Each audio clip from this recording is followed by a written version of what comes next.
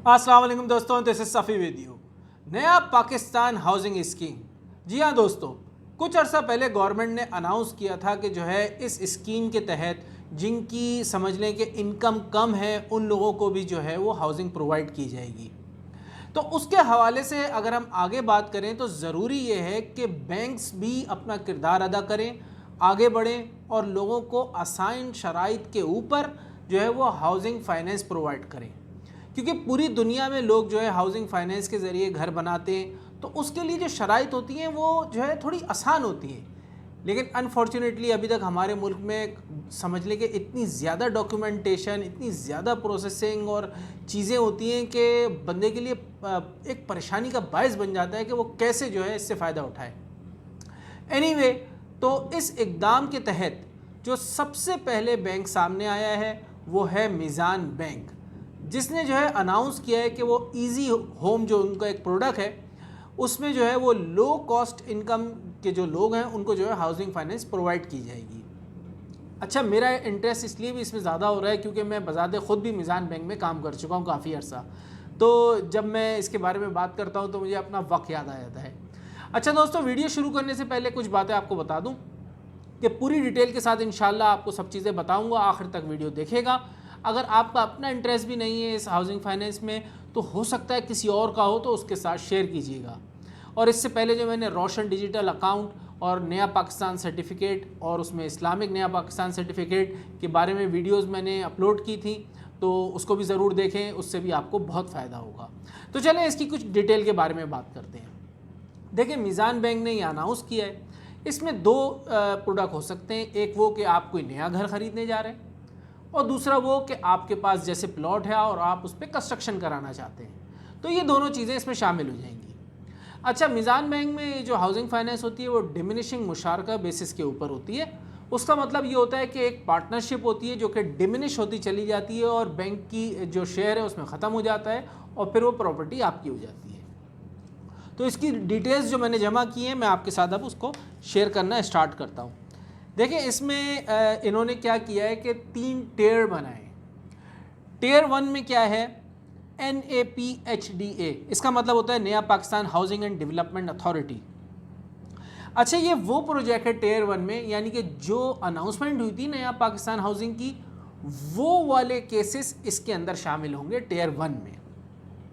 इसमें इन्होंने कहा है कि अगर आप कोई ऐसा अपार्टमेंट लेते हैं जो या फिर कोई घर लेते हैं जो कि 125 स्क्वायर यार्ड के ऊपर हो या फिर 5 मरला के ऊपर और उसका जो टोटल एरिया है वो 850 स्क्वायर फीट हो, तो उसमें ये लोग आपको मैक्सिमम फाइनेंसिंग देंगे 3.5 मिलियन की, यानी कि 3.5 मिलियन की। ये फाइनेंसिंग तो नहीं कहेंगे इसको, मैं कहने का मतलब ये था कि यानी कि अगर आप जो घर ख़रीदने जा रहे हैं या अपार्टमेंट ख़रीदने जा रहे हैं वो 35 लाख तक का होना चाहिए, इससे ज़्यादा का नहीं होना चाहिए। अच्छा, उस 35 लाख के अंदर जो मैक्सिमम बैंक आपको दे सकता है वो देगा 2.7 मिलियन, यानी कि 27 लाख रुपए बैंक आपको दे सकता है। अच्छा, आपकी प्रॉपर्टी की जो भी वैल्यू हो, ज़रूरी तो नहीं है ना कि 35 ही हो, 30 भी हो सकती है, 32 हो सकती है, 25 हो सकती है, तो उसमें जो मिनिमम कंट्रीब्यूशन आपका अपना होगा ना वो 10% होना चाहिए कम से कम। यानी कि अगर आप 25 लाख की चीज़ लेने जा रहे हैं तो उसमें 10% कम से कम आपको देना पड़ेगा। ठीक है। अच्छा, इसके ऊपर जो रेट्स लगेंगे प्रॉफिट्स के, उसको समझिएगा ज़रा। इसमें जो पहले 5 साल होंगे उसमें फ़िक्स रेट लगेगा 5%।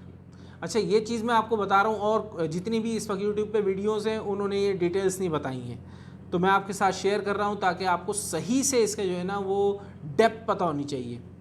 तो पहले 5 साल पे 5%, उसके बाद 7% है, उसके बाद के 5 साल पे 5 साल 5%, उसके बाद के 5 साल पे 7%।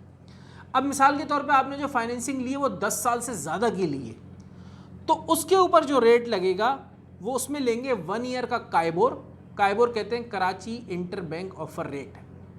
वो आप स्टेट बैंक की वेबसाइट पे जाएं तो काइबोर रेट आपको पता चल जाएगा कि इस वक्त 1 साल का क्या चल रहा है, प्लस 2.5%। मिसाल के तौर पे काइबोर इस वक्त चल रहा है 15%, मैं मिसाल दे रहा हूँ, ठीक है। तो 15 वो और ये प्लस 2.5% यानी कि 17.5%। जो भी 10 साल के ऊपर की फाइनेंसिंग का टर्म होगा उस पर फिर 17.5% लग जाएगा। तो ये समझना बहुत ज़रूरी है, क्योंकि ये डेप्थ की समझ लें अंदर की चीज़ें ये आपको नहीं पता होंगी तो आप कंफ्यूज हो सकते हैं बाद में जाके। अब इसमें जो टियर 2 बनाया है उन्होंने, वो टियर 2 उसके लिए बनाया है जो कि नया पाकिस्तान हाउसिंग के अंडर नहीं आ रहे प्रोजेक्ट्स, यानी कि उसके अलावा अगर आप जो है आप कोई और आपकी जो है हाउसिंग फाइनेंस आप लेना चाहते हैं तो उसमें क्या है, उसमें भी आपका 125 स्क्वायर यार्ड का जो है अपार्टमेंट होना चाहिए या हाउसिंग यूनिट, और जिसको 5 मरला भी कहते हैं, और सेम वही साइज 850 स्क्वायर फीट। इसमें भी जो मैक्सिमम प्राइस हो सकती है आपके घर की वो 35 लाख हो सकती है, जो कि सेम टियर 1 में भी थी। अच्छा, इसमें जो फाइनेंसिंग अमाउंट है वो ज़्यादा है। जो टियर 1 में थी वो 2.7 मिलियन थी और यहाँ पर 3 मिलियन है, यानी कि 3 मिलियन तक बैंक आपको दे देगा। इसमें भी same 10% of the property value जो है वो मिनिमम आपकी तरफ से उस प्रॉपर्टी में डालना आपको ज़रूरी है। अच्छा, अब इसमें भी जो कि शुरू के 5 साल हैं उसमें फ़िक्स रेट है 5% का, उसके बाद के जो 5 साल है उसमें 7% है, उसके बाद जो एक्सीड करेगा 10 ईयर से उसमें 1 ईयर का कायबोर प्लस 4%, यानी कि अगर 1 ईयर कायबोर 15% है तो 4% उसमें और मिला लें तो वो 19% बन जाएगा 10 साल के ऊपर की जो भी फाइनेंसिंग का पीरियड होगा उसमें। इसमें इन्होंने टियर 3 बनाया है, जिसमें जो कि नया पाकिस्तान हाउसिंग स्कीम के अलावा के जो प्रोजेक्ट्स हैं वो शामिल हैं। इसमें इन्होंने जो है वो एक रेंज दी है कि यानी कि 125 से लेकर 250 स्क्वायर यार्ड तक का घर हो सकता है, 10 मरला तक की इन्होंने छूट दी है, और 850 से 1100 स्क्वायर फीट तक की इन्होंने रेंज रखी है। इसमें जो कीमत है आपकी यूनिट की वो 6 मिलियन यानी 60 लाख तक हो सकती है, और उसमें जो बैंक फाइनेंसिंग आपको करेगा मैक्सिमम वो 5 मिलियन यानी 50 लाख तक करेगा। ठीक है, और इसमें जो आपके प्रॉपर्टी में मिनिमम आपका कंट्रीब्यूशन होगा वो होगा 15%। अब यहाँ पे रेट्स पे ध्यान दीजिए, जो रेंटल रेट है वो 7% जो है वो फिक्स है 5 साल के लिए, उसके बाद 9% फिक्स है अगले 5 साल के लिए, और उसके बाद जो 10 ईयर से ऊपर की फाइनेंसिंग जाएगी उसमें 1 ईयर कायबोर प्लस 4%। तो मैंने आपको जो है बड़ी डिटेल में इन डेप्थ बता दिया है कि रेट्स किस तरीके से, जो रेंट्स जिसको कहते हैं डिमिनिशिंग मुशारका में रेंट्स लेंगे वो किस परसेंटेज की बुनियाद के ऊपर लेंगे। अच्छा, इसको प्रोसेस करने के लिए जो है अगर कोई सैलरी वाला पर्सन है तो 8,000 रुपये जो है प्रोसेसिंग फ़ीस है, बिजनेसमैन के लिए भी 8,000 रुपये है प्रोसेसिंग फ़ीस, ये तो छोटी सी चीज़ थी। अच्छा, सिटीज़नशिप भाई कौन सी होनी चाहिए, जाहिर सी बात है ये नया पाकिस्तान हाउसिंग स्कीम है तो आपके पास लाजमी है कि पाकिस्तान की सिटीज़नशिप हो और आपके पास NIC होना ज़रूरी है। अच्छा, उसके अलावा जहाँ ये जो मेंशन करने वाली यहाँ चीज़ है उसमें देखें जो नया पाकिस्तान हाउसिंग के प्रोजेक्ट्स होंगे एक वो हैं और एक वो हैं जो कि नॉन नया पाकिस्तान हाउसिंग प्रोजेक्ट्स हैं। तो उसमें नॉन जो नया पाकिस्तान हाउसिंग स्कीम है उसमें बैंक अपने जो है क्रेडिट पॉलिसी को अप्लाई करेगा और स्टेट बैंक के रेगुलेशंस भी उसमें अप्लाई करेगा, और जो भी उनके तौर तरीके हैं जो कि कैट के क्रेडिट डिपार्टमेंट के वो सारे अप्लाई किए जाएंगे। और जो नया पाकिस्तान हाउसिंग प्रोजेक्ट है उसमें सिर्फ एक चीज़ होगी कि trust will be responsible for the title documents. Title documents के लिए जो रिस्पॉन्सिबल होगा वो ट्रस्ट होगा। अच्छा, यहाँ पे इन्होंने एक हिंट दी है, ये हिंट मैं आपके साथ शेयर कर देता हूँ। वो ये कहते हैं कि मिसाल के तौर पे आपने 20 साल के लिए फाइनेंसिंग ली, ठीक है, ये हाउसिंग फाइनेंस आपने 20 साल के लिए लिए, तो अगर आप 5 लाख रुपए लेंगे तो 20 साल तक आपको तकरीबन 3,425 रुपये देने पड़ेंगे। अगर आप 10 लाख रुपए लेते तो 20 साल तक आपको 6,850 रुपये देने पड़ेंगे। अगर आप 2 मिलियन लेते हैं यानी कि 20 लाख, तो 20 साल तक आपको 13,700 रुपये देने पड़ेंगे, और 30 लाख पर 20 साल तक 20,500 रुपये। इसी तरह जो 40 लाख रुपए अगर आप लेते हैं तो 20 साल तक 32,000 रुपये, और अगर आप 50 लाख रुपए लेते हैं तो 20 साल तक 40,000 रुपये। अच्छा, लोग आसानी में क्या करते हैं कि जो भी इसका रेंट है उसको उन सालों से मल्टीप्लाई करके देखते हैं, अरे हमें तो इतना ज़्यादा देना पड़ेगा। वाकई देना पड़ेगा, लेकिन इस बात को याद रखें कि इन सालों में टाइम वैल्यू ऑफ मनी का कॉन्सेप्ट भी अप्लाई होता है। यानी कि मिसाल के तौर पे एक चाय आप 10 रुपये की आज पीते हैं तो 20 साल के बाद वही चाय 50 रुपये की होगी। तो इसका मतलब ये हुआ कि पैसे की कदर गिर जाती है, यानी कि जो आज का 10 रुपये वो फ्यूचर में जाके 50 रुपये की उसकी वही वैल्यू होगी जो आज के 10 रुपये की है। तो ये टाइम वैल्यू ऑफ मनी का कॉन्सेप्ट इस पे अप्लाई होता है। इसमें इन्फ्लेशन का फैक्टर होता है, इसकी वजह से जो है वो इतना ज़्यादा पैसा बैंक लेता है। तो उसको भी जहन में रखना चाहिए, सिर्फ सीधा सीधा मल्टीप्लाई करके ये नहीं देखना चाहिए कि बैंक तो इतना ज़्यादा पैसा ले रहा है। अच्छा, अब इसमें कौन कौन से डॉक्यूमेंट्स रिक्वायर्ड हैं उसके ऊपर देख लेते हैं थोड़ा सा। देखिए, मेनली दो होते हैं ना, एक तो वो पर्सन होता है जो कि सैलरी के ऊपर काम कर रहा होता है, दूसरा वो होता है जो कि सेल्फ एम्प्लॉयड होता है। तो इसमें जो बेसिक डॉक्यूमेंट है पहले वो बता देता हूँ। इसमें पहले आपको बैंक की एक एप्लीकेशन है वो भरनी पड़ेगी, उसके लिए मैं अभी आपको बता दूंगा। उसके जो मेजर चीज़ें हैं वो मैं आपके साथ में शेयर करूंगा। उसके अलावा आपकी NIC की कॉपी है, और अगर कोई को पार्टनर है आपके साथ तो उसकी भी होगी। पासपोर्ट साइज कलर फ़ोटोग्राफ्स होंगी। अंडरटेकिंग आपको भरना पड़ेगा। प्रूफ, अच्छा ये प्रॉपर्टी के डॉक्यूमेंट शेयर करने पड़ेंगे। अच्छा, अगर कोई ऐसा बंदा है जो कि जॉब कर रहा है तो उसको अपना एम्प्लॉयमेंट लेटर या एम्प्लॉयमेंट सर्टिफिकेट देना पड़ेगा। उसके अलावा प्रूफ देना पड़ेगा, यानी कि सैलरी स्लिप, अकाउंट स्टेटमेंट 6 महीने का और सैलरी सर्टिफिकेट, ये सारी चीज़ें हैं जो कि उसको बैंक को देनी पड़ेंगी। और जो बैंक स्टेटमेंट है आपका वो 60 दिन यानी 2 महीने से ज़्यादा पुराना नहीं होना चाहिए।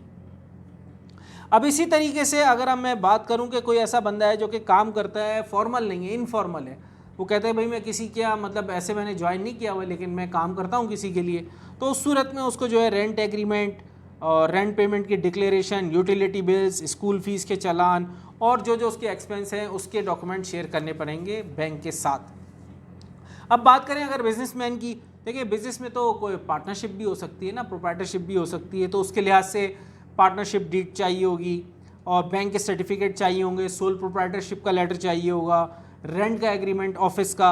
उसके अलावा आपकी जो डिग्री है वो उसके बारे में पूछ सकते हैं, और भी कोई डॉक्यूमेंट अगर बैंक के क्रेडिट डिपार्टमेंट को आपसे चाहिए होंगे तो वो मांग सकते हैं। बाकी मेन डॉक्यूमेंट तो सेम रहते हैं।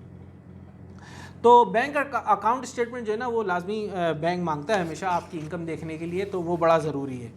अच्छा, अब इसकी जो आपको एप्लीकेशन फिल करनी पड़ेगी उसकी कुछ बेसिक हेडिंग्स मैं आपके साथ शेयर कर देता हूँ ताकि जो है वो आपको इसकी कंप्लीट नॉलेज हासिल हो जाए। देखिए, ये low cost housing finance application form जो है, इसमें पहला पार्ट है पर्पस ऑफ फैसिलिटी का, यानी कि आप क्यों लेना चाह रहे हैं, आप प्लॉट पे कंस्ट्रक्शन कराना चाह रहे हैं या फिर आप कोई नया घर ख़रीदना चाह रहे हैं, वो पर्पस वगैरह आपने इस पर मेंशन करना है।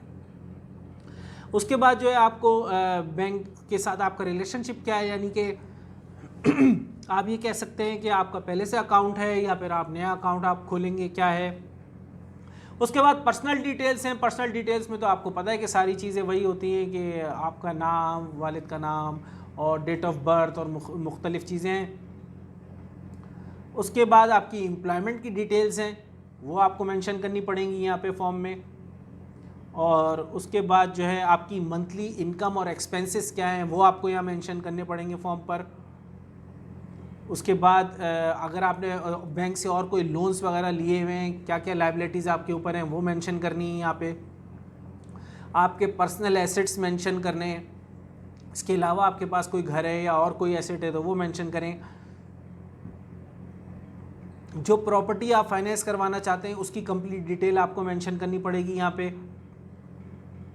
और उसके अलावा जो प्राइमरी एप्लीकेंट है, यानी कि अगर आप सिर्फ आप हैं तो आप अपनी इन्फॉर्मेशन भरेंगे, अगर आपके साथ कोई को एप्लीकेंट है तो उसकी इन्फॉर्मेशन भी यहाँ पे आपको फिल करनी पड़ेगी। को एप्लीकेंट के लिए फॉर्म बी के नाम से इन्होंने यहाँ दिया है जिसको आपको फिल करना पड़ेगा। फिर उसके भी इसी तरीके से सारी चीज़ें जो मैंने पहले बताई, पर्सनल एसेट, बैंकिंग रिलेशनशिप और एसेट्स, वो सारी चीज़ें आपको मेंशन करनी पड़ेंगी। आखिर में रेफरेंसेस वगैरह आपको देने और एक अंडरटेकिंग है जिसको आपको साइन करना है।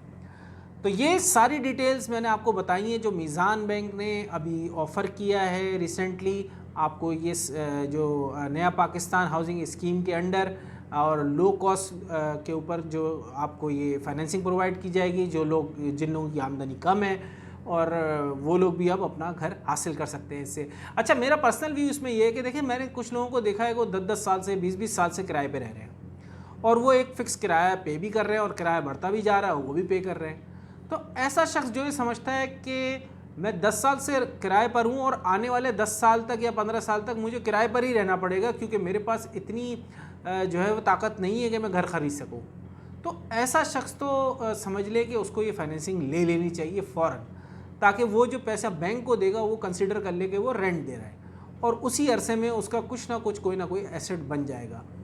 और तो ये तो मेरा एक पर्सनल जो है वो मशवरा है उन लोगों को जो लोग अरसे दराज से रेंट पर रह रहे हैं और ये समझते हैं कि फ्यूचर में भी जो है कोई ऐसा रास्ता नज़र नहीं आ रहा जिसकी बिना पर वो रेंट से हट सकें। तो दोस्तों, ये इन्फॉर्मेशन थी, अपडेट मैंने सोचा आपके साथ शेयर कर लूँ। तो आप मेरी बाकी वीडियोस को भी देखिएगा, उससे भी आपको फ़ायदा होगा और लाजमी दूसरों के साथ शेयर कीजिएगा, चैनल को सब्सक्राइब कीजिएगा। आपका दोस्त सफ़ी, अस्सलाम वालेकुम।